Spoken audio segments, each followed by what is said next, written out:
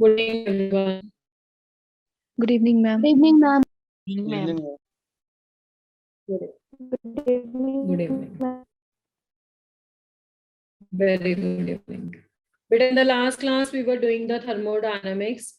And in the thermodynamics, I think we have done for the first law of thermodynamics and the related calculations. So बताओ तो जरा. Yes, ma'am. Yes, ma'am. Okay, तो first law का failure अभी नहीं पढ़ा है, I think ना. स्पॉन्टेनिटी चल रहा था. स्पॉन्टेनिटी के हिसाब से हमने दो तरह की प्रोसेसेस दी थी, उससे आगे से कंटिन्यू करते हैं. तो थर्मोडायनेमिक्स में जो हमने क्राइटेरिया ऑफ स्पॉन्टेनिटी पढ़ा, we are going to cover up in this class, end up in this class. So regarding the criteria of spontaneity, ये फर्स्ट लॉ के बेस जाएगा. जितने भी आप लॉ पढ़ोगे सब में आएगा ये. Criteria of the spontaneity according to the first law. According to the first law. तो फर्स्ट लॉ के अकॉर्डिंग जो क्राइटेरिया ऑफ स्पॉन्टेनिटी है वो है इंथैल्पी. ये मुझे कैसे पता लगा, या आप कैसे इस फैक्टर को इलैबोरेट करोगे? इंथैल्पी चेंज मतलब डेल्टा एच. इसके लिए मैं आपको 2-3 लाइन का डिस्कशन दे देती हूँ यहाँ पे. बेटा, जो फर्स्ट लॉ ऑफ थर्मोडायनेमिक्स है वो डील करता है एनर्जी के साथ. First law of the thermodynamics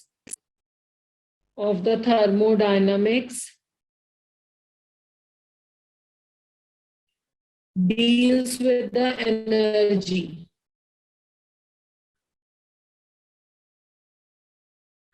Deals with the energy.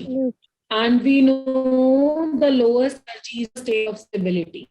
And we know the lowest energy or the low energy, you can say, is the state of stability. अब इसको जरा ध्यान से देखो.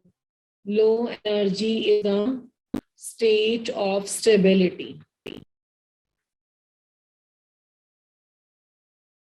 अब बेटा, जब भी केमिकल रिएक्शन होता है, देखो जैसे A plus B when they are combining and they are giving the answer C plus D, तो अब ये एक्सोथर्मिक रिएक्शन है. If this reaction is the exothermic reaction, in that case आपके पास एनर्जी होगी लिबरेट. ठीक है. अब देखो, अगर ये एनर्जी लिबरेट हो रही है तो पहले ये एनर्जी किसके पास थी? ये पहले एनर्जी थी रिएक्टेंट के पास. तो इसका मतलब है बेटा, रिएक्टेंट की वो प्रोडक्ट में कन्वर्ट हो गए और एनर्जी क्या हो गई? रिलीज हो गई. ठीक है ना. तो दैट मीन्स कि अब वो एनर्जी कम हो गई है प्रोडक्ट वाली साइड. मीन से products now are of low energy. तो ये हमारा जो ऊपर मैंने 2 लाइनें लिखी है इससे एग्रीमेंट में है. एक्सोथर्मिक रिएक्शन बोलते हैं ना इसको, जिसमें एनर्जी रिलीज होती है. These reactions are called exothermic reactions. In the case of the exothermic reactions, the energy is released. और एनर्जी रिलीज हुई तो इसका मतलब है कि प्रोडक्ट कम एनर्जी के हो गए. प्रोडक्ट कम एनर्जी के हो गए तो वो क्या हो गए? प्रोडक्ट स्टेबल हो गए. तो अगर वो स्टेबल हो गए तो वो फर्स्ट लॉ को फेवर कर रहे हैं. यानी कि अगर इंथैल्पी को एक क्राइटेरिया ऑफ स्पॉन्टेनिटी बेटा बोला जाए, तो फर्स्ट लॉ ऑफ थर्मोडायनेमिक्स के अकॉर्डिंग जो क्राइटेरिया ऑफ स्पॉन्टेनिटी बनेगा वो ये बनेगा. इस साइन को बहुत अच्छे से चेक करेंगे. Delta H less then 0. Delta H less then 0 का मतलब हुआ कि इंथैल्पी चेंज 0 से कम है. और बच्चा जी 0 से कम होगा तो क्या होगा? Delta H is equal to negative. Okay, delta H is equal to negative. 0 से कम होगा तो माइनस में आंसर आएगा. यानी कि फर्स्ट लॉ ऑफ थर्मोडायनेमिक्स इसको सपोर्ट कर रहा है कि जो रिएक्शन एक्सोथर्मिक है वो होने चाहिए. वो क्या होने चाहिए? वो स्पॉन्टेनियस होने चाहिए. Recording is already going on. Don't worry about that, anybody. And one thing is very important that you know this thing कि एक्सो के साथ तो एक्सोथर्मिक रिएक्शन भी होते हैं, है ना. मतलब हमारे पास सिर्फ एक्सोथर्मिक रिएक्शंस ही नहीं होते हैं, एक्सोथर्मिक रिएक्शंस भी पॉसिबल हैं. तो यहाँ पे ये मत हुआ इस बार first law of thermodynamics simply को एक्सोथर्मिक रिएक्शन स्पॉन्टेनिटी दे रहा है, इसलिए हम और लॉ जाना पड़ा, या बोलो कि कोई और क्राइटेरिया ऑफ स्पॉन्टेनिटी देना पड़ा। अच्छा, कुछ प्रोसेस के नाम है, ये पॉइंट्स क्लियर है कि मैं कह रही हूँ? समझ आया? Yes, ma'am. ओके, अगर किसी को डाउट है तो ओके जी, थैंक यू। तो फर्स्ट के अकॉर्डिंग लो जी की स्टेट है, तो फर्स्ट लॉ ऑफ थर्मोडायनामिक्स के अकॉर्डिंग वो रिएक्शन होने चाहिए जो क्या है, लो एनर्जी के हैं। लो एनर्जी के कब होंगे? जब हीट बाहर निकल जाएगी, हीट बाहर जाएगी एक्सोथर्मिक हो। फर्स्ट लॉ ऑफ थर्मोडायनामिक्स के according exothermic reactions are spontaneous. अब इसके लिए मैं okay, if you are facing a problem in walls, just wait for a minute. अगर फिर भी नहीं आ रहा है तो आप मुझे बताना है, ठीक है? मैं चलिए प्रोसेसेस के नाम लिखूंगी बेटा।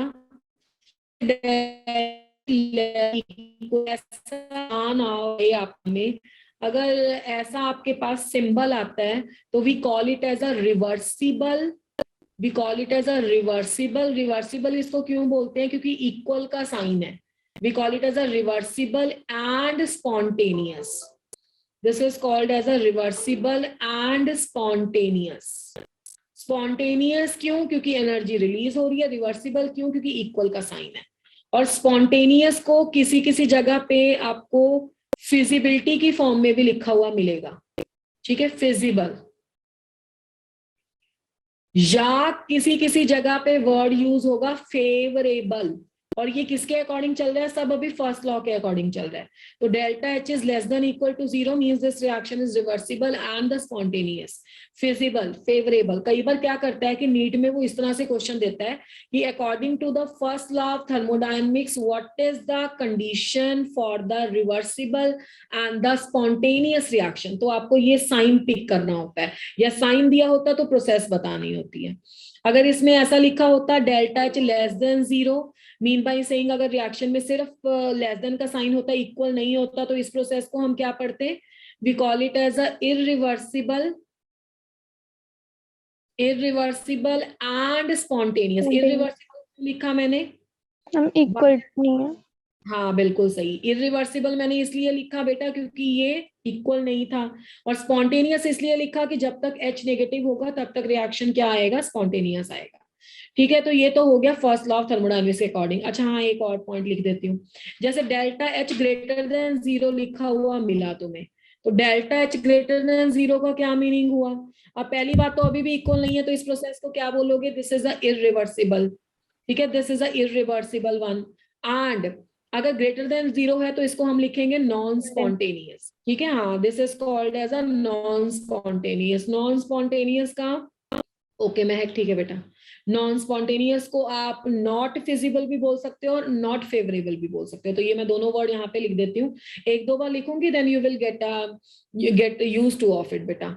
नॉट फिजिबल, मैंने शायद आपकी क्लास में बताया होगा कि PH से भी और उसे लिखा सकता है, कंफ्यूज नहीं होना है, एक ही वर्ड है।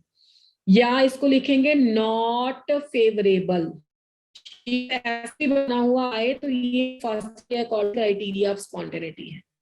अब यहाँ से जाएगा फेलियर द फॉलो। मैं फिर से स्पॉन्टेनिटी को थोड़ा सा एक्सप्लेन कर देती हूँ। स्पॉन्टेनिटी में वो रिएक्शन होते हैं जो which are having a urge to occur. In short आप ये बोलो कि जो रिएक्शन हो सकते हैं वो स्पॉन्टेनियस है, और जो रिएक्शन नहीं हो सकते वो नॉन स्पॉन्टेनियस है।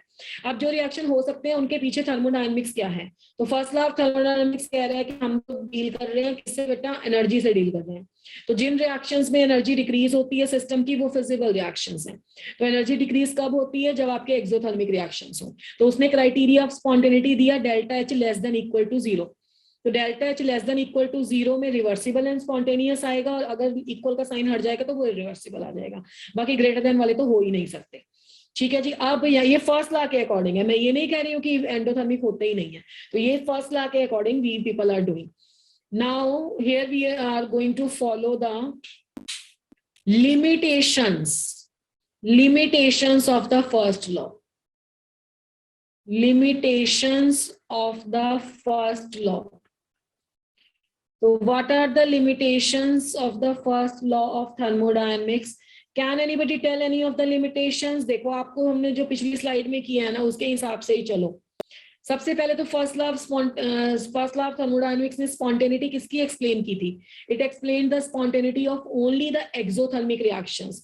बट हमने तो देखा है मोस्ट ऑफ द रिएक्शंस जो होते हैं वो सारी मिक्सचर ऑफ द रिएक्शंस हमने देखा है ऑर्गेनिक केमिस्ट्री में। उसमें एंडो भी होता है, उसमें एक्सो भी होता है, और कुछ रिएक्शंस तो ऐसे होते हैं जिसमें इक्विलिब्रियम एस्टैब्लिश हो जाता है। और in the simple word you can say जिन रिएक्शंस में रिवर्सिबिलिटी होती है, फॉरवर्ड बैकवर्ड दोनों होता है। ठीक है, तो पहला लिमिटेशन क्या था फर्स्ट लॉ ऑफ थर्मोडायनेमिक्स का? लिमिटेशंस और ऑब्लिक फेलियर, सारे पॉइंट सेम ही है। तो पहला है कि it could not explain the spontaneity of it couldn't explain the spontaneity of endothermic reactions।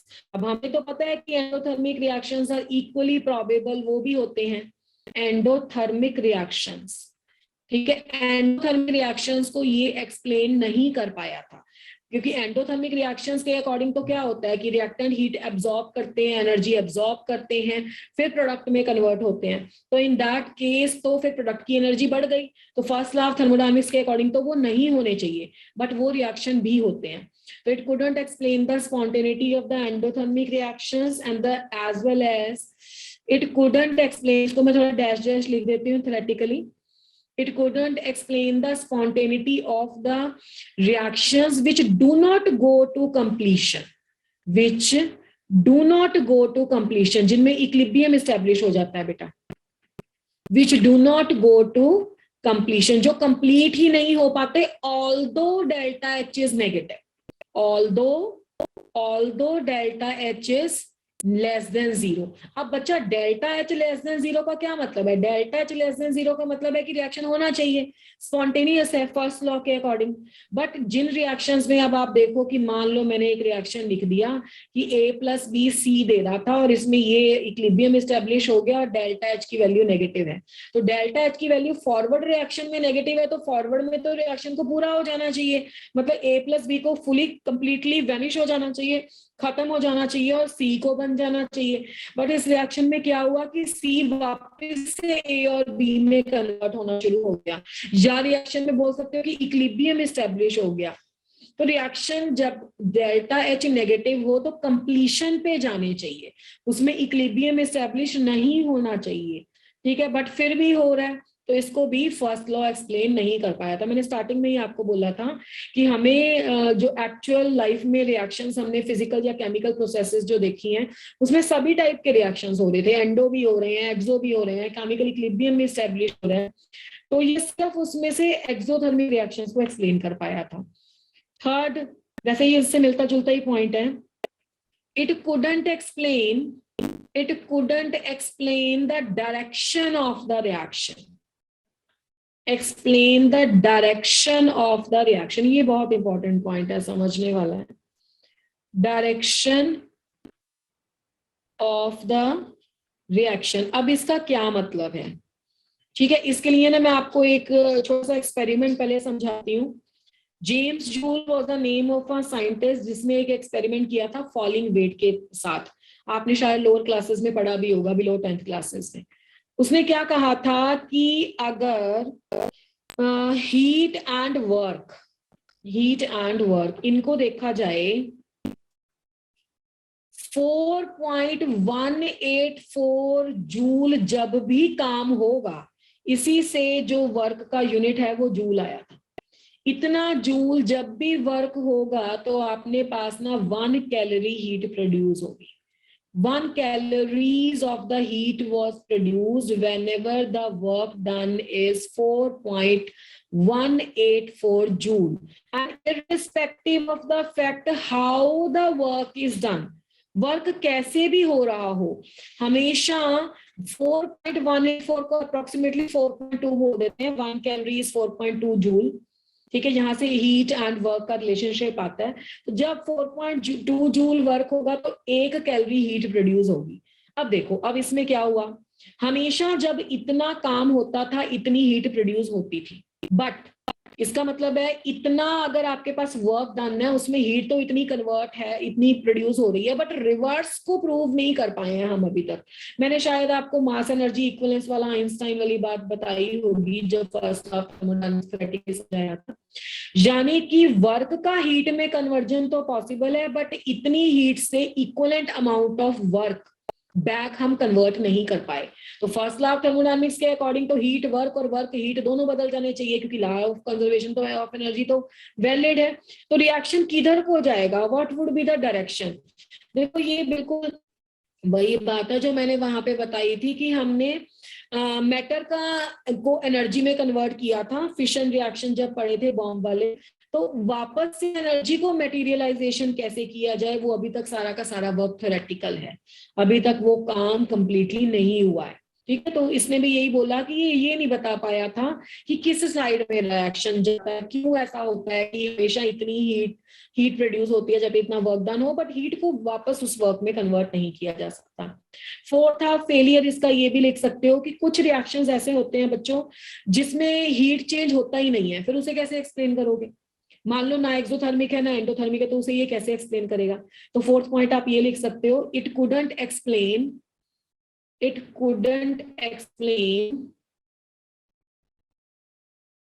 spontaneity of, it couldn't explain the spontaneity of the reactions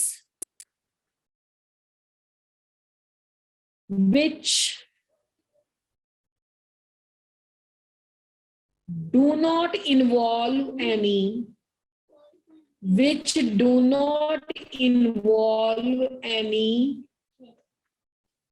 delta H, जिसमें delta H का consideration ही नहीं है, उसको क्या करेंगे? तो ये मैंने आपके चैप्टर के हिसाब से जो जो पॉइंट आगे हम सेकंड लॉ में यूज करेंगे वो सारे पॉइंट लिख दिए। तो these are the some of the limitations of the first law of thermodynamics. तो स्पॉन्टेनिटी में अभी तक हमने ये सीखा है कि जो रिएक्शन हो रहे हैं वो फर्स्ट लॉ के अकॉर्डिंग इसलिए हो रहे हैं क्योंकि उनमें डेल्टा एच नेगेटिव है, बाकी कुछ भी वो एक्सप्लेन नहीं कर पाया था कि बाकी दूसरे टाइप के रिएक्शंस कैसे हो पा रहे हैं।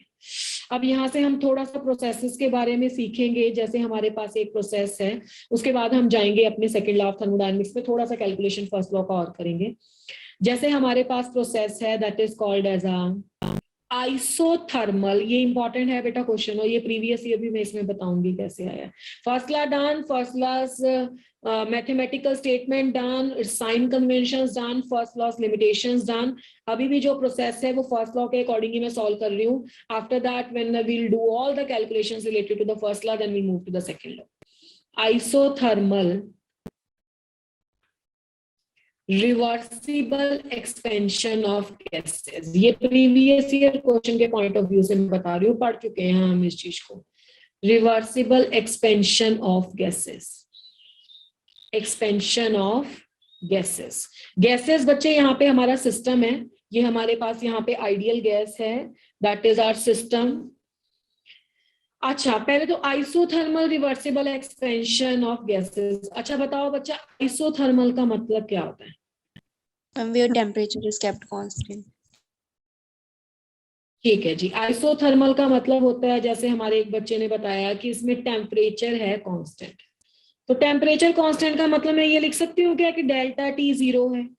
डेल्टा टी जीरो का मतलब बच्चा आप इसे ऐसे भी लिख सकते हो कि इसमें initial final temperatures both are same और इसमें टेम्परेचर चेंज नहीं हो रहा है, ठीक है ना।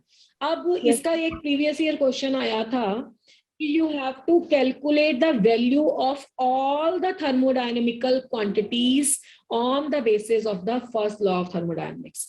तो पहले तो टेम्परेचर जीरो है, ठीक है। अब ये तो पता है, ये तो वो पूछेगा भी नहीं आपसे। अब आप देखो बेटा, ये जो U होता है ना, U किसका सिंबल है बच्चों?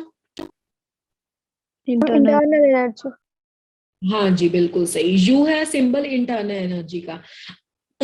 आज से आप याद रखोगे बेटा कि internal energy is a function of temperature, ठीक है।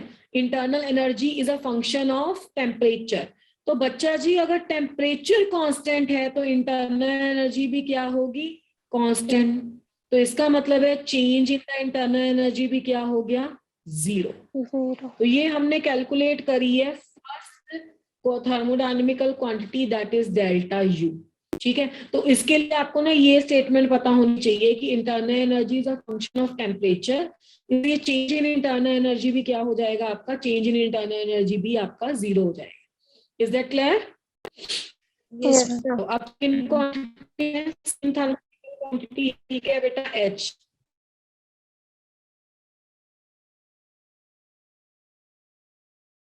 मैम रिपीट उसके करना। बाद का इंथैल्पी, इंथैल्पी को कैसे हाँ ठीक है साहिल कर देते हैं। Internal energy function of temperature होती है, इसका मतलब है जैसे जैसे टेम्परेचर चेंज होगा वैसे वैसे इंटरनल एनर्जी भी चेंज होगी। अगर हमारे पास टेम्परेचर कांस्टेंट है, टेम्परेचर चेंज नहीं हो रहा है, तो इसका मतलब ये हुआ कि इंटरनल एनर्जी भी क्या होगी, कांस्टेंट होगी। तो अगर कोई क्वांटिटी कांस्टेंट है तो सबको पता है उसका डेरिवेटिव क्या होता है, 0, उसका चेंज क्या होता है, 0। तो यहाँ पे चेंज इन इंटरनल एनर्जी हो गया 0। ऑप्शन में आपको टिक लगाना था कि isothermal reversible expansion of gases के लिए कौन से रिलेशनशिप ट्रू है, जिसमें पहला ये था delta U is equal to 0। अब नेक्स्ट है enthalpy. Enthalpy is the H. अब इंथैल्पी की डेफिनेशन तो सबको आती है। Enthalpy is the some of the internal energy and the product of the pressure volume work, that is H is equal to U plus PV। अब मैंने system कैसा लिया ये हम कर चुके हैं बेटा, इंथैल्पी की डेफिनेशन। अब हमने सिस्टम कैसा लिया, गैस लिया है। तो मैंने स्टार्टिंग में ही बोला था ये गैस कैसी है, ये है आइडियल गैस। तो अगर ये आइडियल गैस है तो फॉर द आइडियल गैस हम क्या बोल सकते हैं, for the ideal gas we can say PV is equal to nRT।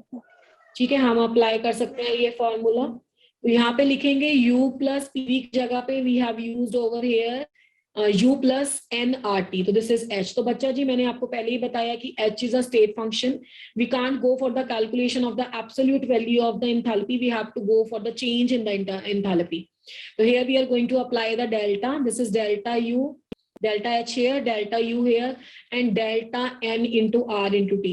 अब बेटा इन तीन क्वांटिटी में से हम देखेंगे कि कौन सी कांस्टेंट है। N क्या है, नंबर ऑफ मोल्स है, वो भी कांस्टेंट है। R क्या है, वो भी कांस्टेंट है। तो डेल्टा किसके साथ आएगा, सिर्फ T के साथ आएगा। तो इस इक्वेशन को we can rewrite like this, delta H this is equal to delta U। बेटा इसमें से N आप कॉमन ले सकते हो, आर भी आप ले सकते हो, common mean I can say कि इसको डेल्टा से बाहर निकाल सकते हो। This is the correct one, n R, उसके बाद डेल्टा टी ले लो। अब आप देखो ऊपर वाली दोनों इक्वेशन को यूज कर सकते हो। अगर मैं इसको ए लिख दूं, इसको बी लिख दूं और इसको सी लिख दूं, तो बड़े आराम से आप बता सकते हो कि डेल्टा यू की वैल्यू भी 0 है, डेल्टा टी की वैल्यू भी 0 है। तो आपके पास डेल्टा टी डेल्टा यू 0 हो गए, तो आपके पास डेल्टा एच भी 0 आ जाएगा। आप लिख लो using A and B in सी।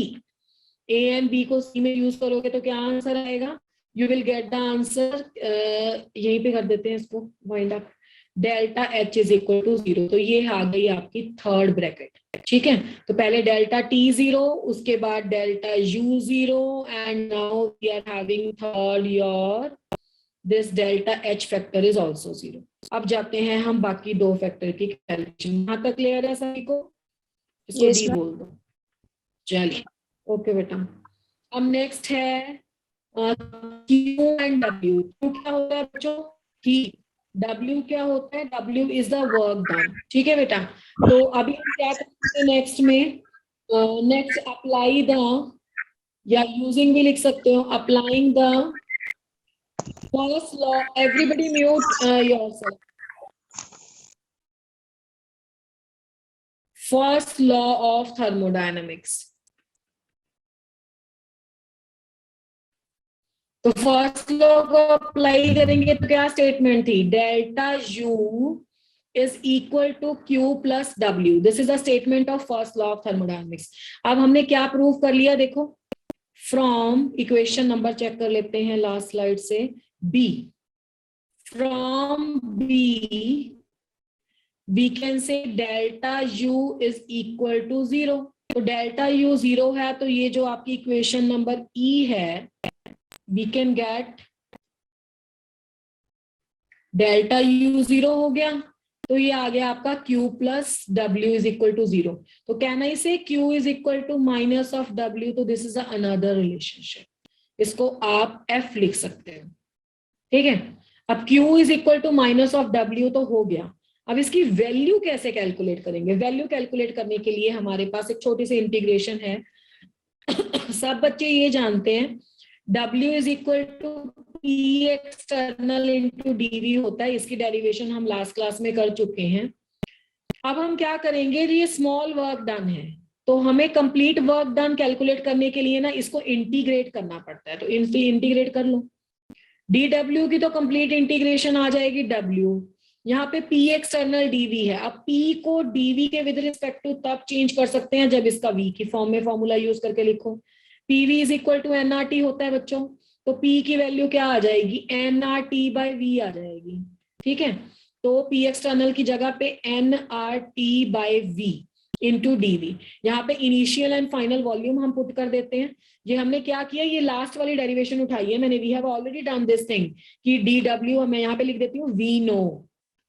ठीक है, वी नो कि डी डब्ल्यू क्या होता है, ये हमने सारा साइन कन्वेंशन में सब यूज किया है। पी एक्सटर्नल इंटू डीवी होता है। ठीक है, तो हमने इस इंटीग्रेशन को अब सॉल्व करना है, we are going to get the answer. तो W क्या आ गया बच्चों हमारे पास, W आ गया V1 to V2 nRT by V into DV। ठीक है, अब nRT is a constant and your V 1 by V बच जाएगा यहाँ पे एंड DV आ जाएगा, तो V1 टू V2। ठीक है, तो बन जाएगा nRT log ऑफ v। ये log मैंने कौन सा लिया है बच्चों, log मैंने नेचुरल log लिया है v1 टू v2। बाकी आपको पता ही है इसको कैसे चेंज करेंगे, nRT log of upper limit minus lower limit जो बाद में जाके डिवीजन में आ जाएगा, तो सीधा यूज कर लेते हैं log of v2 by v1। ठीक है, अब when we are having the natural log we can easily convert it into the 2.303 से मल्टीप्लाई करो और इसको कन्वर्ट कर लो आप log टू द बेस 10 में। 2.303 nRT log log आ जाएगा टू द बेस 10 वाला v2 बाय v1। तो ये है बेटा फॉर्मूला वर्क डन का। और ये वर्क डन किस प्रोसेस के लिए है, this is a work done for the isothermal process. ठीक है, एक बार से मैं पिछली स्लाइड से दोबारा बता के, यहाँ पे साइन कन्वेंशन भी अभी मुझे इंसर्ट करनी है। देखो हमने अभी तक जो सॉल्व किया था फर्स्ट लॉ से न्यूमेरिकल, वो किया था dw is equal to p external into dv। This was a formula जिससे हमने यूज किया था। इसको ब्रैकेट छोटी कर देती हूँ ताकि दोनों में मिक्सिंग ना हो और आप जब नोट करो तो कोई कंफ्यूजन ना रहे। इसको थोड़ा सा एडजस्ट कर देते हैं इसके साथ, इसको स्मॉल करके p एक्सटर्नल इंटू dv, अब कोई प्रॉब्लम नहीं होगा। तो this is the p external into dv we know. अब मैंने क्या किया कि p की कंप्लीट वर्क डन के लिए इंटीग्रेट कर लिया, और जब हम इसको इंटीग्रेट करेंगे तो बच्चा प्रेशर को वॉल्यूम के में सॉल्व नहीं कर सकते। We have to utilise the formula जिसमें p की वैल्यू v की फॉर्म में हो, तो nRT बाय v कर लिया। ठीक है, उसके बाद देखो इंटीग्रेशन कैसे सॉल्व करी। इंटीग्रेशन में लिमिट्स v1 टू v2 दे दी और 1 बाय v dv की इंटीग्रेशन नेचुरल लॉग की फॉर्म में हुई, और उसके बाद हमने क्या किया, इसको 2.303 से मल्टीप्लाई करके टू द बेस 10 लॉग में कन्वर्ट कर लिया। ये फॉर्मूला आ गया। अब करते हैं sign convention apply. Sign convention के लिए थोड़ा सा आपको पिछला लेक्चर विजुअलाइज करना पड़ेगा, बहुत इजी है। देखो अगर हम पिस्टन से प्रेशर एक्सर्ट करते हैं अपनी गैस पे, तो जितना ज्यादा बच्चों प्रेशर होगा उतना कम वॉल्यूम गैस का होगा, उतना वॉल्यूम कम होगा। तो यानी कि P और dV में अपोजिट रिलेशनशिप होता है। अगर एक्सटर्नल प्रेशर बढ़ता है तो वॉल्यूम घटता है, अगर एक्सटर्नल प्रेशर घटता है तो वॉल्यूम बढ़ता है। तो हम क्या कर सकते हैं, ये दोनों ऑपोजिटली रिलेट करते हैं। इसके आगे साइन कन्वेंशन क्या यूज कर सकते हैं, minus. Okay, let me right in this way. हम इसके आगे साइन कन्वेंशन क्या यूज कर सकते हैं, we can use it like, इसको मैं डिफरेंट कलर से लिख देती हूँ, minus of P external into dV। ये मैंने इंटीग्रेशन से पहले क्यों यूज की है साइन कन्वेंशन, ताकि आपको याद आ जाए कि as the P external increases dV become negative, यानी कि इन दोनों का अपोजिट साइन होता है। अगर ये प्लस होगा ये माइनस होगा, तो इसका मतलब है दोनों में मल्टीप्लाई करेंगे तो माइनस आंसर आएगा।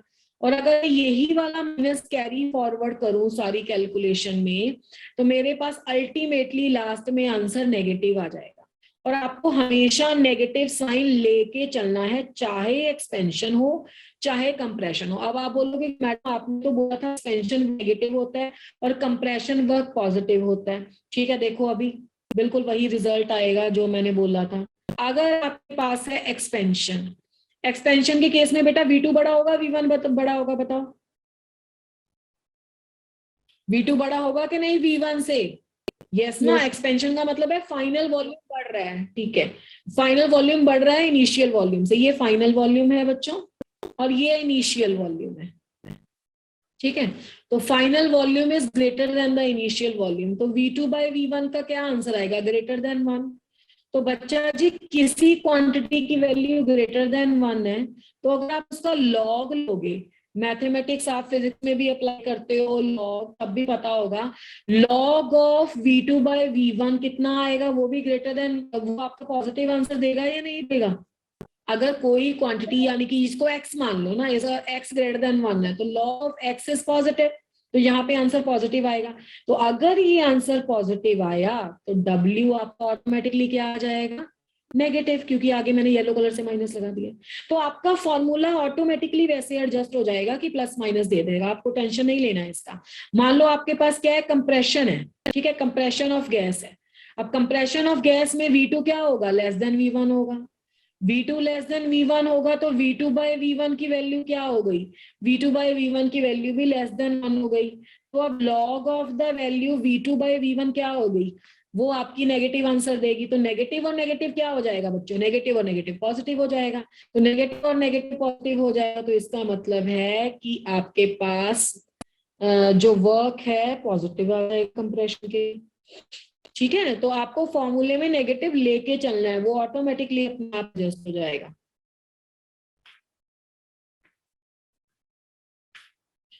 ठीक है, इसको थोड़ा सा एडजस्ट कर देते हैं। V2 by V1 positive and the log of the V2 by V1, ये आंसर देगा पॉजिटिव, नेगेटिव और W आ जाएगा आपका पॉजिटिव। ठीक है, तो this is the formula for work. If this formula of work, can anybody tell the formula of heat? Heat तो माइनस ऑफ W होती है, यानी कि ये सारा फॉर्मूला प्लस में आप उसके लिए डाल दो, हीट के लिए। तो दिस इज योर आंसर, और ये फॉर्मूला न्यूमेरिकल में भी यूज होता है। लो जी, क्या था हमने ये सीखा इससे भी प्रीवियस स्लाइड।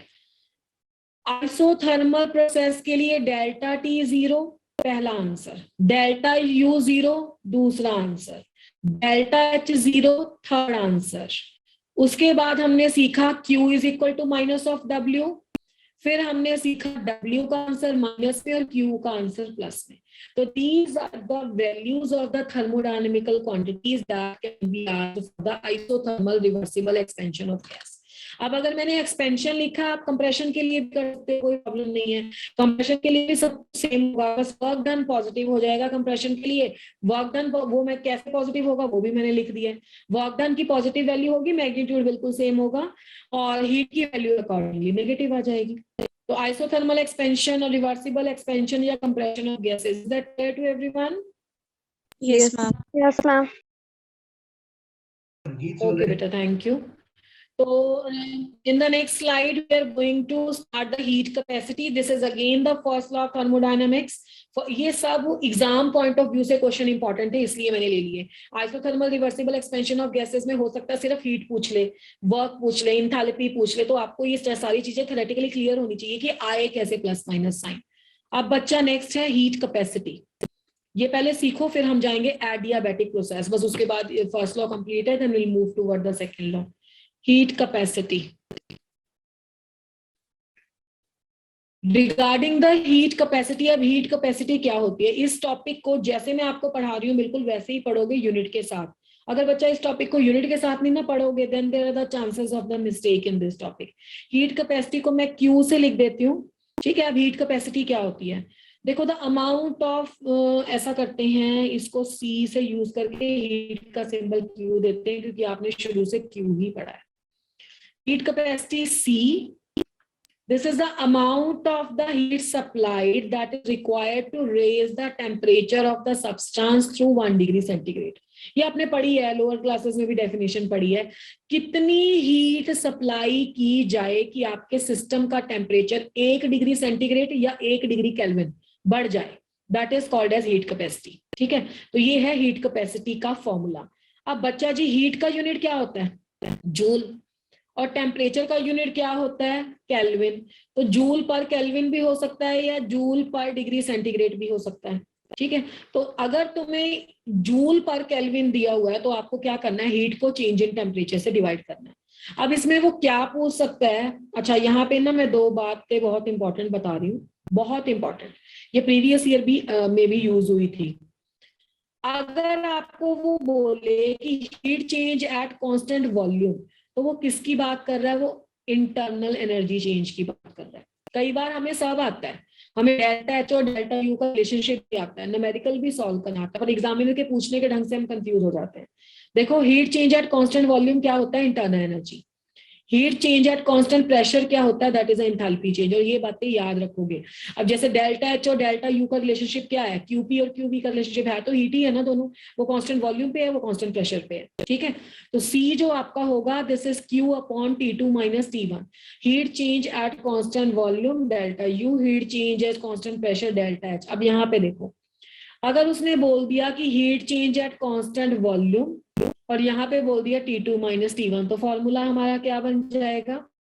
QV की जगह पे क्या पुट करेंगे? QV की जगह पे पुट करेंगे डेल्टा U. और T2 माइनस T1 की जगह पे बच्चों क्या पुट करेंगे? T2 माइनस T1 की जगह पे हम यूज करेंगे वैल्यू डेल्टा T. ठीक है, तो this is your delta T. तो ये वही फॉर्मूला है ऊपर वाला, बस मैंने उसको हीट की फॉर्म में, कांस्टेंट वॉल्यूम की फॉर्म में लिखा है. यूनिट अभी भी क्या चलेगा? जूल पर केल्विन या पर डिग्री सेंटीग्रेड. अगर उसने बोल दिया कि heat change at constant pressure divided by T2 minus T1, तो heat change at constant pressure क्या होगा? That is delta H enthalpy change divided by delta T. बाकी हीट अभी भी क्या रहे? जूल पर केल्विन. तो ये है आपकी first quantity, that is a heat capacity. मुझे लग रहा है आपको समझ में आ गया होगा कैसे मैंने फॉर्मूले लिए हैं और कैसे इसका न्यूमेरिकल सॉल्व होगा. हीट अगर सिंपल देगा और टेम्परेचर देगा तो आपको सिर्फ Q by T2 minus T1 कर लेना है, या डेल्टा T बोल दो इसे. अगर आपके पास वो कांस्टेंट टेम्परेचर प्रेशर की बात कर रहा है तो आपको ये वाला बॉक्स वाले फॉर्मूलाज यूज करने हैं. You have to simply change the QV and QP to delta U and delta H. This is all about. Okay, next is the इसमें ले लेते हैं आप बच्चा जी specific heat capacity. The specific heat capacity.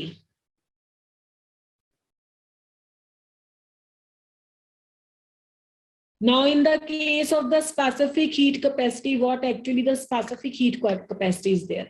Specific heat capacity में ना बेटा amount of substance mention होता है. amount of substance fix होता है कि कितना substance हम ले रहे हैं. ठीक है, अब जैसे मैं इसका छोटा सा फॉर्मूला पहले लिखती हूँ.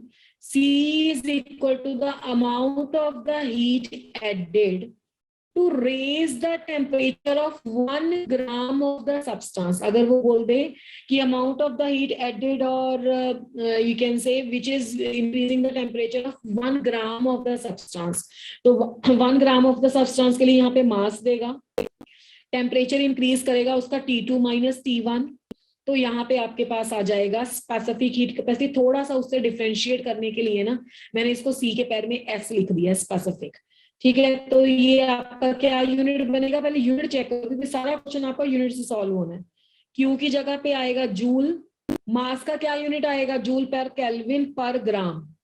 ठीक है, तो जब ऐसा यूनिट आपको दिया हुआ तो वो किसकी बात कर रहा है? स्पेसिफिक हीट कैपेसिटी की बात कर रहा है.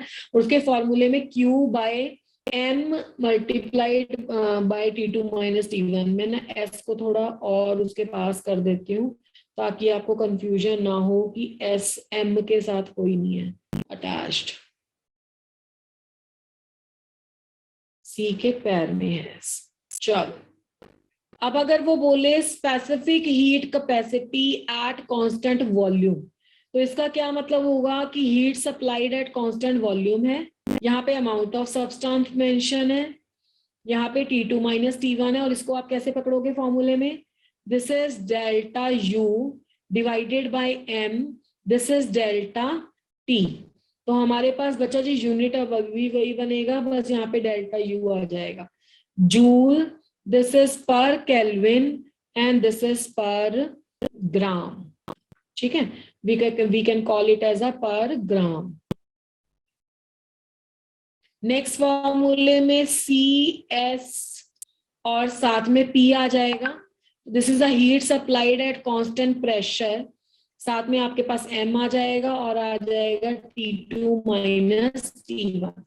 फॉर्मूला अभी भी सेम रहेगा, डेल्टा U की जगह पे डेल्टा H आ जाएगा, M और साथ में T डेल्टा T. तो फॉर्मूला अभी भी आपका रहेगा जूल पर केल्विन पर ग्राम. तो ये आपके आ गए स्पेसिफिक हीट कैपेसिटी के फॉर्मूलाज. स्पेसिफिक हीट कैपेसिटी अगर आपको पेपर में पूछा है तो क्या फॉर्मूला यूज करना है, उसका क्या यूनिट है, वो आपको सेकंड वाले से आ जाएगा. थर्ड के लिए और कलर यूज कर लेते हैं बेटा. तो थर्ड केस आपका हो गया और थर्ड में आपके पास है मोलर. तो this is a molar heat capacity. Molar तो बच्चा नाम से ही क्लियर है. Molar heat capacity, that means now this time it is the amount of the heat required to raise the temperature of some mole of the substance. अभी भी amount of substance mention है, but this time mole में mention है. तो इसको कैसे differentiate कर लेते हैं, इसको C के पैर में N लिख देते हैं moles के लिए. So this is the amount of the heat required to raise the temperature of the 1 mole of the substance, N mole of the substance, और यहाँ पे आ गया T2 माइनस T1. तो इस केस में भी ये हीट कैपेसिटी ही है, बट अब की बार यूनिट होगा बच्चों, this is a joule, this is पर केल्विन एंड दिस इज पर मोल. ठीक है, तो this is the unit in the case of the molar heat capacity. अब इसमें भी आपके पास नेक्स्ट टर्म क्या आ जाएंगी, this is your molar heat capacity at constant volume, है ना. Molar heat capacity at constant volume, at constant volume. अब constant volume पे क्या होगा, CN और V, ये कांस्टेंट वॉल्यूम आ गया. तो वॉल्यूम के कांस्टेंट ले लेंगे तो क्यूब में सबस्क्रिप्ट V आ जाएगा, N then is the T2 minus T1. बाकी इस पे आपको क्या यूज करना है, इस पे आपको यूज करना है change in the internal energy, delta U divided by N और डेल्टा T. यूनिट फिर से सेम ही आएगा. यूनिट तो खैर सब में सेम ही आना है. मतलब मोलर हीट कैपेसिटी के तीनों सेम, स्पेसिफिक हीट कैपेसिटी के तीनों केसेस में unit would be the same, and the simple heat capacity में अलग होगा, जूल पर केल्विन होगा वहां पे.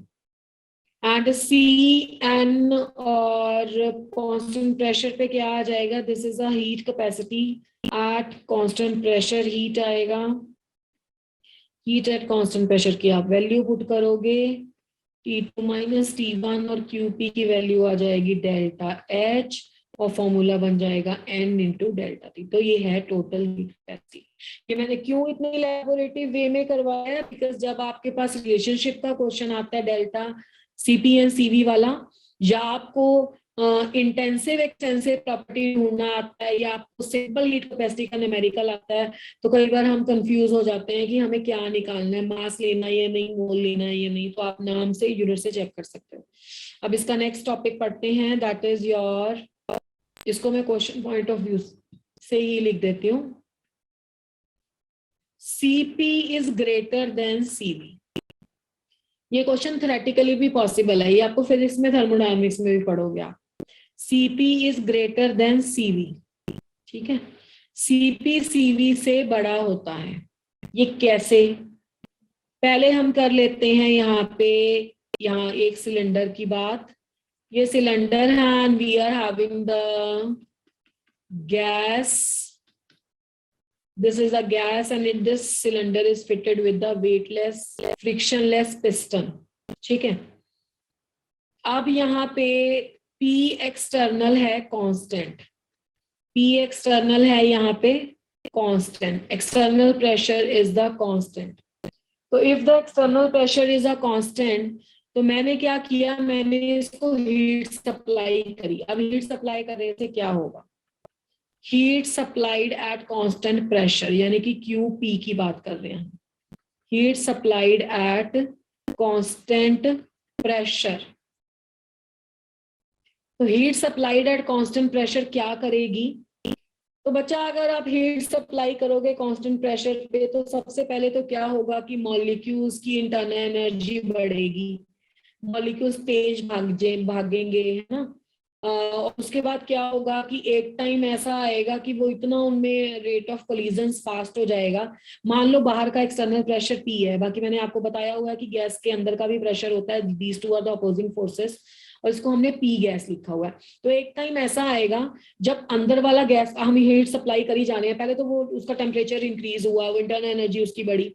अब एक टेम्परेचर ऐसा होगा कि उसमें internal pressure of gas external pressure को, कांस्टेंट प्रेशर को एक्सीड कर जाएगा, क्योंकि बाहर से तो पिस्टन से और प्रेशर इंक्रीज हो नहीं रहा है, बाहर का प्रेशर कांस्टेंट है। तो गैस का प्रेशर इतना ज्यादा बढ़ जाएगा कि वो पिस्टन अपसाइड मूवमेंट शो करेगा, यानी कि गैस एक्सपेंड कर जाएगी। तो in short, heat supplied at constant pressure ने क्या क्या किया? पहले तो उसने किया increase in the internal energy of the gas, increase in the internal energy of the gas, you का मतलब क्या है? Internal energy. प्लस उसने किया वर्क डन। और ये कौन सा वर्क डन है? इस पूरे चैप्टर में आपको पता ही है, प्रेशर वॉल्यूम वर्क डन है। ये दो काम किए इसने heat supplied at constant pressure ने, दो काम किए, मतलब कि वो इतनी सारी हीट एब्जॉर्ब कर सकता है जो कि कन्वर्ट हो सके इंटरनल एनर्जी में और कन्वर्ट हो सके प्रेशर वॉल्यूम वर्क में। तो this is called as a CP वाले केस में ऐसा होगा। अब हम क्या करते हैं, हम सीवी वाला केस ड्रॉ कर लेते हैं। So in the heat supplied at constant pressure, again I am having the gas. ठीक है, तो अब इसमें भी क्या करेंगे, इसमें पिस्टन ले लेंगे, इसमें भी 10 मिनट। तो अब आप कैसे सप्लाई कर रहे हो इसमें? अब आप इसमें सप्लाई कर रहे हो heat at the constant volume. Constant volume का बच्चों क्या मतलब हुआ? कांस्टेंट वॉल्यूम का मतलब हुआ कि अब गैस का वॉल्यूम बढ़ नहीं सकता। मतलब जैसे लास्ट वाले केस में हमने उसमें एक्सप्लेन कर दिया था ना कि we can increase the volume of the gas. यहाँ पे हमने क्या किया, यहाँ पे हमने प्रेशर पिस्टन लगा दिया एक। अब गैस का वॉल्यूम तो इतना ही है, गैस इतना सा वॉल्यूम ही रखेगी। इसका मतलब है what else can be done, अब और क्या हो सकता है? अब हमने हीट सप्लाई करी तो वो क्या कर सकती है? हीट सप्लाई करेगी सबसे पहले तो गैस की इंटरनल एनर्जी इंक्रीज। ठीक है, इसको लिख लेते हैं, heat supplied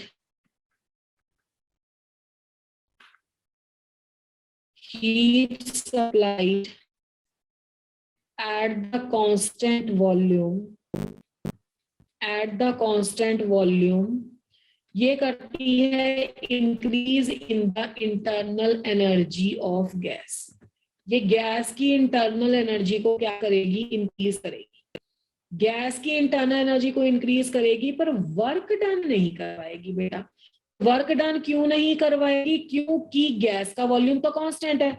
अब गैस का वॉल्यूम तो इतने पोर्शन से चेंज हो नहीं सकता, तो ये इतनी ही हीट सप्लाई, इतनी ही हीट एब्जॉर्ब कर पाएगा। हम इसको इतनी ही हीट सप्लाई कर पाएंगे जिससे उसके केस में सिर्फ increase in the internal energy ही होगा। इसलिए हमेशा सीपी की वैल्यू जो होती है, सीपी की वैल्यू ग्रेटर देन सीवी होती है। ठीक है, हमेशा heat supplied at a constant pressure greater than होगा heat supplied at a constant volume से। इसका वन लाइन में आंसर क्या होगा कि heat supplied at a constant pressure क्या कर रहा है? Increase in the internal energy of the gas भी कर रहा है और वर्क डन भी कर रहा है। जबकि heat supplied at a constant volume increase in the internal energy ही कर रहा है। और इसमें आप आंसर ये भी दे सकते हो कि सीपी माइनस सीवी क्या होगा? सीपी माइनस सीवी होगा work done. CP minus CV would be the work done. Why it is the work done? Because उसने भी internal energy increase की, उसने भी internal energy increase की, तो what extra it has done? It has only performed the work. अब इसमें फटाफट से रिलेशनशिप ले लेते हैं। CP minus CV। अब CP क्या है? ठीक है, अगर मैं ये सीपी के साथ एन लिख दूं ना, आप 1 मिनट में समझ जाओगे, क्योंकि आपने इतनी सारी अब डेफिनेशंस पढ़ ली है। सीपीएन क्या होगा? सीपीएन क्या होगा बच्चों? Delta H by N into delta T. This is the value of CP. Okay, हाँ, सीपी मैंने अभी सिखाया, this is delta H by delta T. N है तो एन लिख लो, माइनस सीवीएन क्या होगा? डेल्टा यू बाय, हाँ, इंटू डेल्टा टी। बिल्कुल सही, बिल्कुल। अब इसमें से क्या कॉमन ले लें बच्चों, 1/n into delta T common ले लेते हैं और हमारे पास बचेगा delta H minus delta U. इससे आप बड़े इजिली आप इसको सॉल्व कर पाओगे। n इंटू डेल्टा टी, अब डेल्टा एच क्या होता है, delta H is delta U plus delta N R T, ठीक है, माइनस ऑफ डेल्टा यू। अब इस पे भी डेल्टा किस पे जाएगा, you know it very well, n into delta t. This is delta u plus n into r, ये तो है कांस्टेंट फैक्टर, तो डेल्टा t आ जाएगा, डेल्टा t पे अप्लाई होगा, माइनस ऑफ डेल्टा u। तो बेटा जी डेल्टा u कैंसिल हो गए।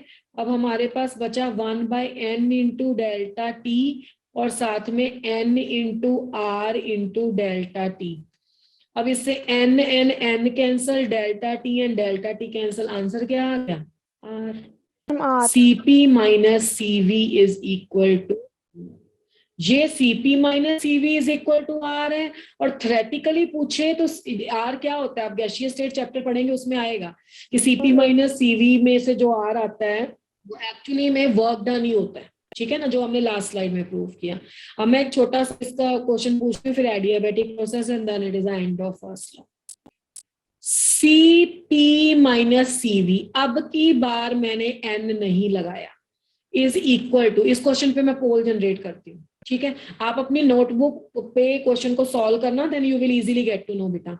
Cp minus CV is equal to, पहला ऑप्शन है NR, सेकेंड ऑप्शन है ओनली R, थर्ड ऑप्शन है less than R, fourth option है ग्रेटर देन R। चलो I am generating a pole.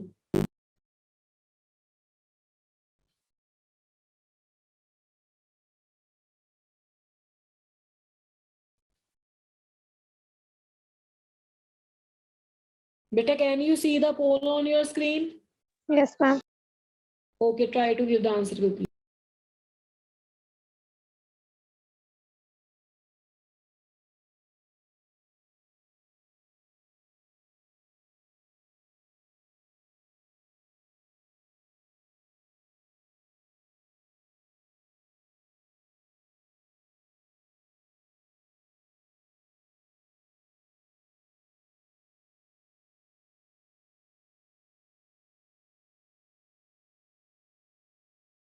Everybody has to give the answer.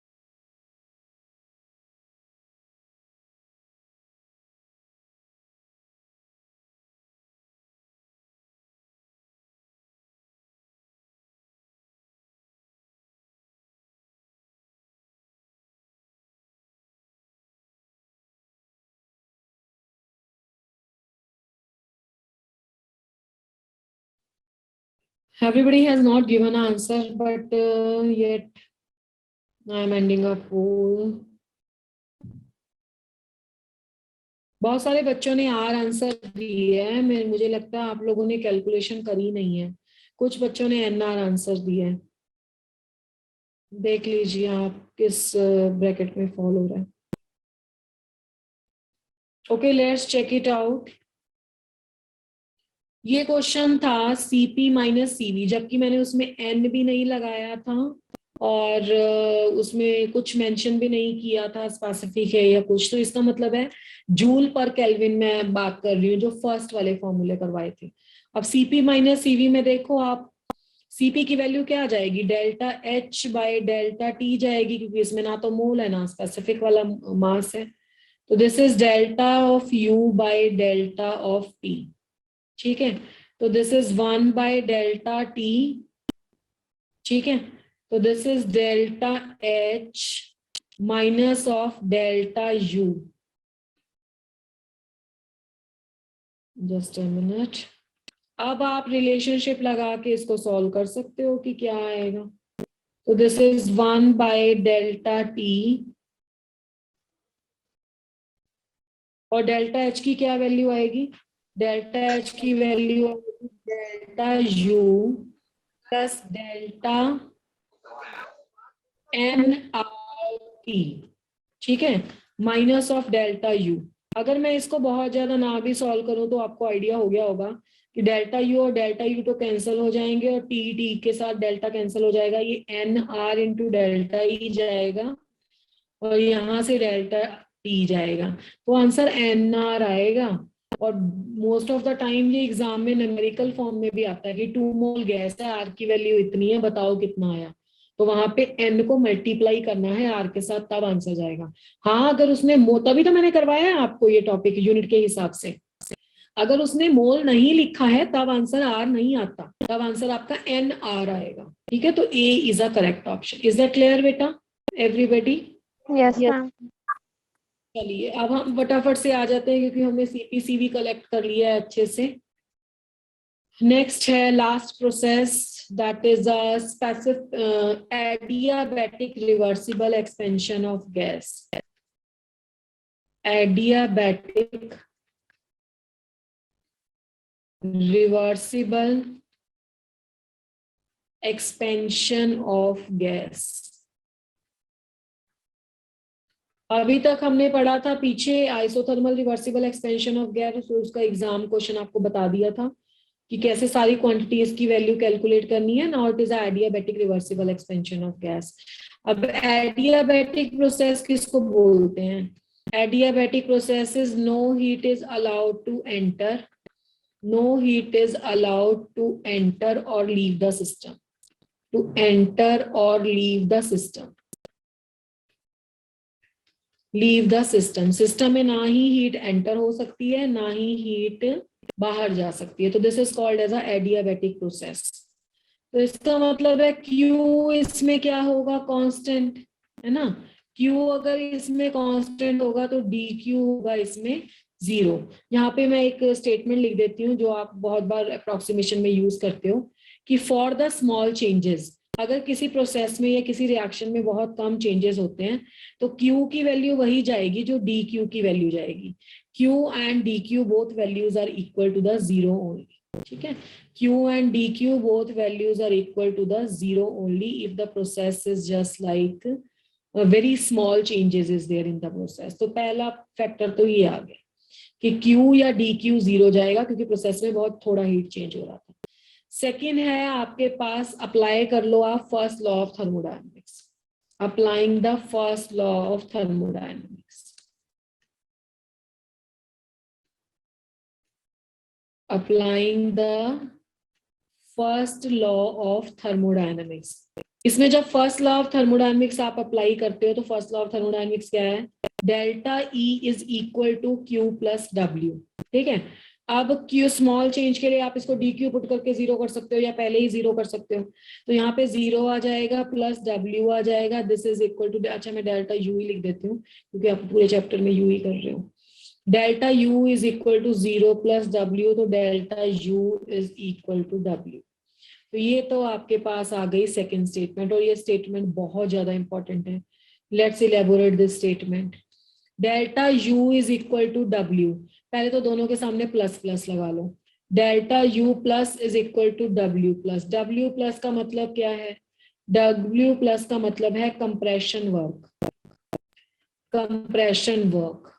Compression work का मतलब होता है work done on the system, everybody knows that.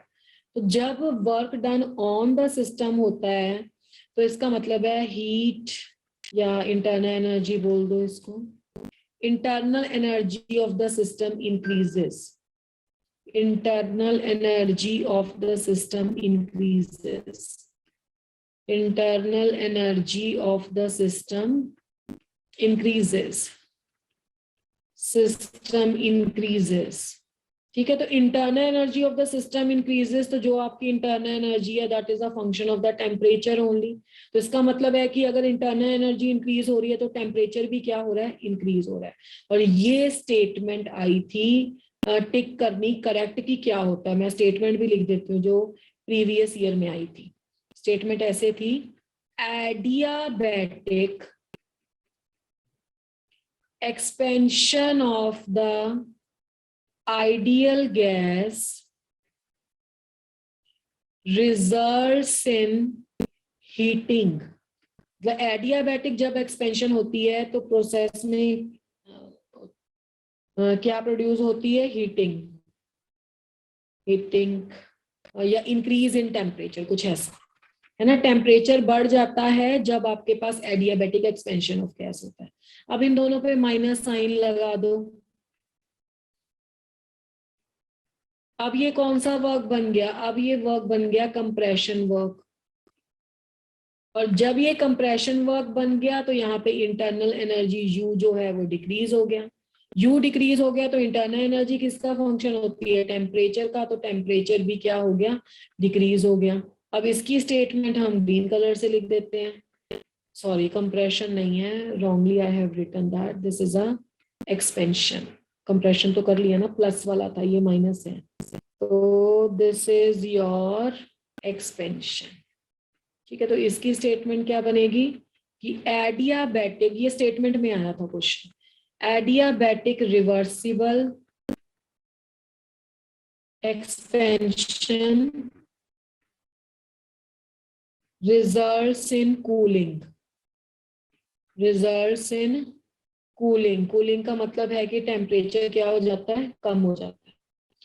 ठीक है, और यहाँ पे क्या प्रोड्यूस हो जाती है, हीटिंग प्रोड्यूस होती है। अब आ जाते हैं थर्मोडायनेमिकल क्वांटिटी की calculation. Delta U is equal to W आया था। डेल्टा यू का आंसर तो तुम्हें आता है, कैसे कैलकुलेट करते हो, अभी तुमने कैलकुलेट किया था कि सी वी होता है delta U bye delta T, पढ़ा था ना। इससे Yes, आप ma'am. एंथैल्पी की कैलकुलेशन कर लेना। W is equal to delta of U आ गया, और H की कैलकुलेशन कैसे जाएगी, H is equal to U plus PV जाएगा। ठीक है, तो H is equal to U plus PV, या delta H is equal to delta U plus PV is equal to delta R T. ठीक है, तो you can ma'am show the second last slide once. Okay okay बेटा, ठीक है, एक बार बताती हूँ पहले। Delta H is equal to delta U plus delta R T, ये मैंने लिया है फॉर 1 मोल। ठीक है, for 1 mole I have used this equation. तो यहाँ पे आ जाएगा delta U plus R into delta T. तो ये आ गई हमारे पास इसकी वैल्यू। अब बच्चा जी इससे डेल्टा यू की वैल्यू कैलकुलेट करना, क्या होगी, डेल्टा यू की वैल्यू होगी सीवी इंटू डेल्टा टी। तो रख दो यहाँ पे वैल्यू। डेल्टा यू की पहला आंसर आ गया delta you which is a CV into delta T, this is W, ये आ गया फर्स्ट आंसर।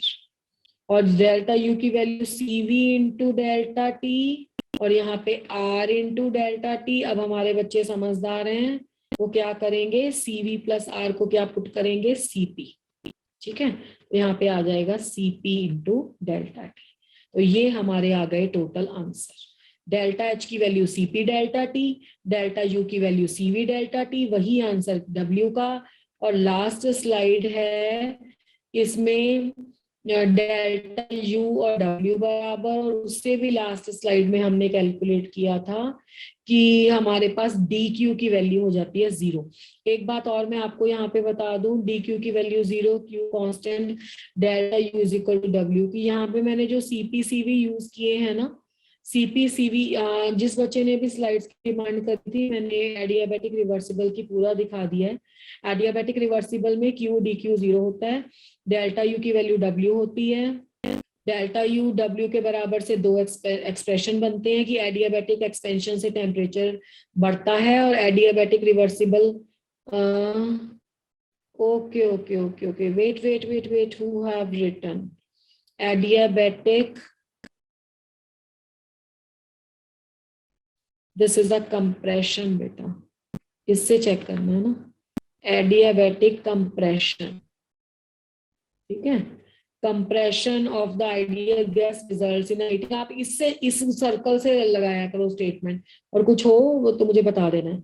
कंप्रेशन वर्क में टेम्परेचर बढ़ रहा था, एक्सपेंशन वर्क में टेम्परेचर कम हो रहा था। तो एडियाबैटिक रिवर्सिबल एक्सपेंशन में कूलिंग और एडियाबैटिक कंप्रेशन में हीटिंग। ठीक है जी। अब यहाँ पे आ गया रिलेशनशिप, डेल्टा यू की वैल्यू है W और डेल्टा H की वैल्यू है CP इंटू डेल्टा T। इसके साथ we have done with your CP CV relationship. CP और CV में से कौन ज्यादा है, क्या होता, और डेल्टा H और डेल्टा U कैसे कैलकुलेट करेंगे। यहाँ से एक बात और आपको बतानी है बच्चा, कई बार ना वो ऐसा लिख देता है कि हीट कैपेसिटी मान लो एक कांस्टेंट फैक्टर है, वैसे तो ये वेरी भी दे सकता है, एग्जामिनर कांस्टेंट भी दे सकता है, ये फाइनल टेम्परेचर पे डिपेंड करती है, वो भी स्टेटमेंट सही है। आप देखो इसमें डेल्टा एच बेसिकली किस पे डिपेंड किया, कलर चेंज कर देते हैं। सीपी डेल्टा टी की वैल्यू क्या होगी, डेल्टा टी की वैल्यू होगी T2 माइनस T1। तो T2 माइनस T1 में T1 हमें पता है, सीपी हमें पता है कांस्टेंट है, तो किस फैक्टर पे डिपेंड कर रही है, T2 पे। तो यानी कि ये दोनों चीजें किस पे डिपेंड कर रही हैं, फाइनल टेम्परेचर पे। इसलिए आपने देखा होगा कि एडियाबैटिक प्रोसेस में गामा के साथ यूज करके फाइनल टेम्परेचर की कैलकुलेशन की जाती है, क्योंकि हमें कोई भी कैलकुलेट करनी है उसके फाइनल टेम्परेचर इसमें रिक्वायर्ड है। यहाँ तक क्लियर है सबको? Yes, ma'am. Yes ma'am. ठीक है बेटा, चलिए अब एक दो क्वेश्चन ले लेते हैं इसके जल्दी से।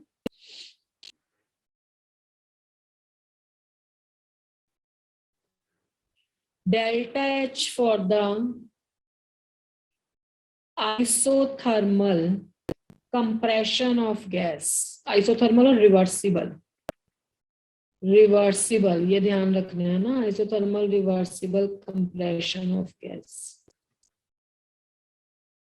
is, first option is 0, second option is delta NGRT, third option is delta U plus delta NGRT, fourth option is CPDT.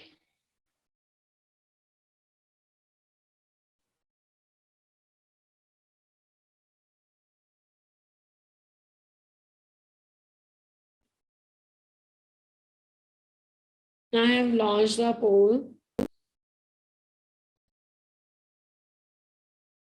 Start giving the answer, everyone.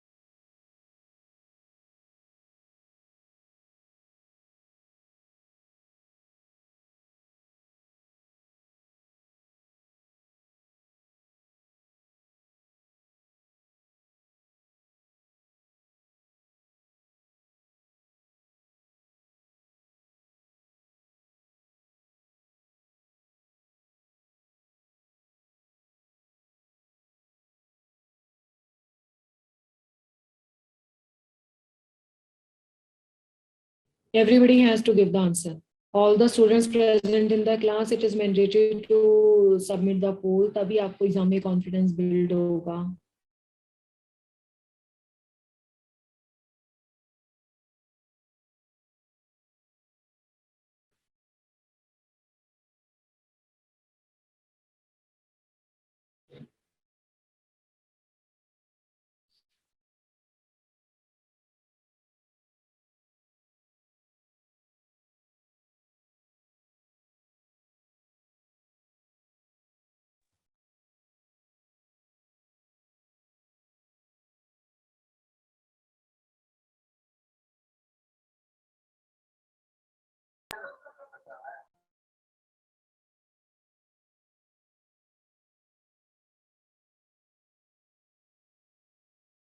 Okay, I am stopping the poll over here. Sufficient time I have given you. You can see the options given by you. आपको पता लग जाएगा आप किस category में fall करते हो। चलो अब बच्चा जी देखते हैं इसका करेक्ट आंसर। पहली बात तो ये आइसोथर्मल प्रोसेस है और रिवर्सिबल गैस प्रोसेस है, और मैंने आपको ये बताया था कि आइसोथर्मल रिवर्सिबल चाहे एक्सपेंशन हो चाहे कंप्रेशन हो, डेल्टा एच का आंसर 0 आएगा। सिर्फ किसका आंसर वेरी करता है, आंसर मैग्नीट्यूड में किसी का भी वेरी नहीं करता है, सिर्फ वेरी करता है साइन में।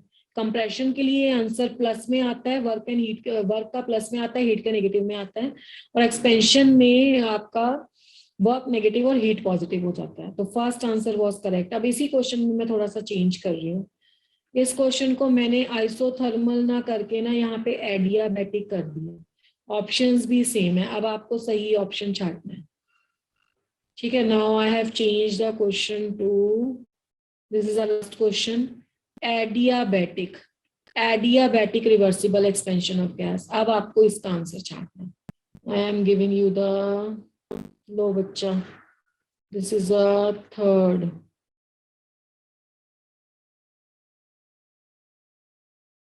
start giving the answer.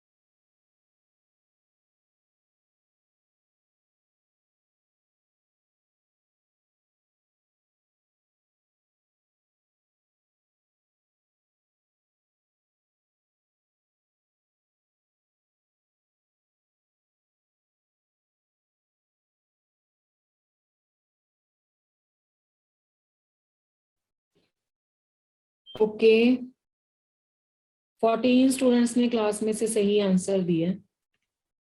Answer क्या है आपकी बात बेटा? CPDT। Yes, ma'am. Yes, Yes, ma'am. Yes, ma'am. Because आप 0 नहीं हो। ओके ओके, आपकी बात सिर्फ DQ या सिंपली Q की वैल्यू 0 होती है। इसके साथ हमने फर्स्ट लॉ कंप्लीट कर लिए हैं। We have done with the first law. In the next class we are going to start the second law. Next class में समराइज भी हो जाएगा। सेकंड लॉ में इतना काम नहीं होता है, फर्स्ट लॉ में काफी सारी कैलकुलेशंस एंड ऑल है। Okay, this is all for today, thank you very much. Okay, revise all these topics बेटा and then come next class the second. Okay, ma'am. Okay जी, ओके। Thank you, ma'am.